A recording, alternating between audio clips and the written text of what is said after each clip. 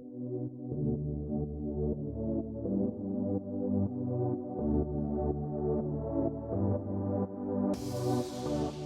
no, no. My wife has nothing to do with my 100-pound tortoise that I got off. 100 pounds Yeah, that I turtle. got Oh, offline. wow. Yeah, it just showed up, and my wife. Well, actually, we both had a moment where we thought, "What the hell just happened?" The guy who taught us everything reached out to me on LinkedIn, which is so funny. And he's like, "Hey, are you interested in bees or something?" And I was like, "Well, yeah, I am." And then I bought a box of bees from him, and that's how it all started.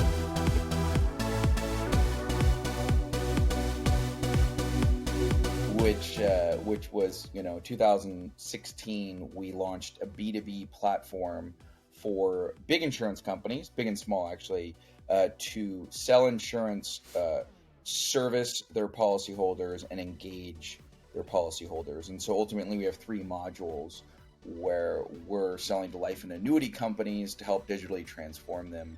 I call it to meet the 2020 expectations put on everybody.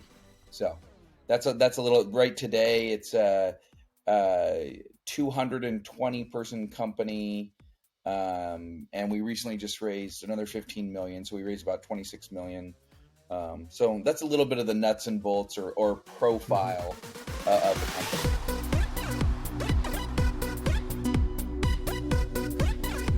I haven't learned a damn thing from the successes. All you do when you succeed is you pray, you thank God that you succeeded, and you clap, and you think, yes, not another failure.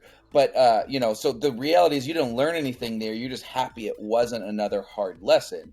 But all the hard lessons are likely leading to your moments, your rare moments of success.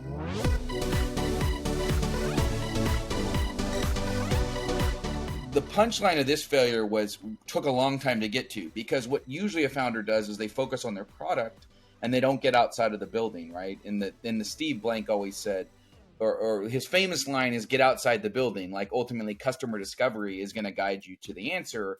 But a lot of times with software, people hide inside the building thinking that when they release it, it's going to, like Everyone the is famous saying, going. like a church, Yeah, like everyone is going to use it. everyone's going to Everyone, come, right? So everyone. they put your insurance in one place. Well, the punchline of this story that took me a long time to tell was that when we were done with like 48 interviews, and our friends, they did 49, so we had to buy them this really nice dinner, which we didn't have money then, so that was the big whole, that was the competition. Well, what happened was, everyone out of all those 5 value propositions we could be pursuing in insurance for customers or consumers, aggregating insurance to one place was the lowest rated thing. The only follow-up story that's much shorter is I then tried to build a life insurance learning platform.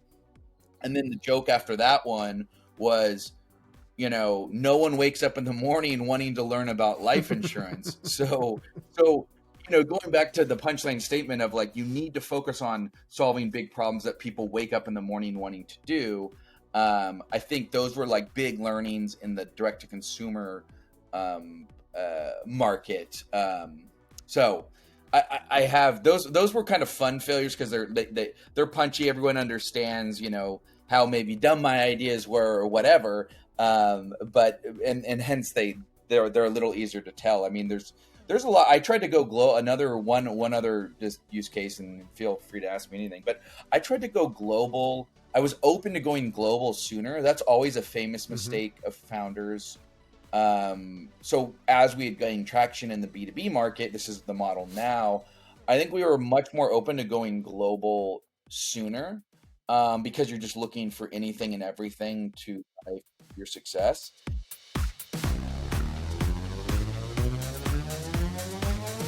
Yeah, so I'll talk about the things that were talked about, but I also will highlight, like, what we did a post-mortem too, right? And so I think the question is, what does everyone want to talk about?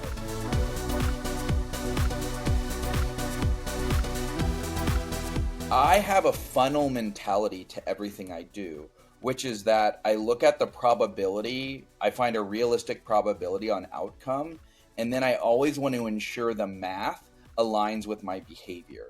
So this is my life hack is many people get their probabilities wrong or don't understand funnel theory, in which if you're getting a job, they misunderstand how many jobs they must apply for to get one.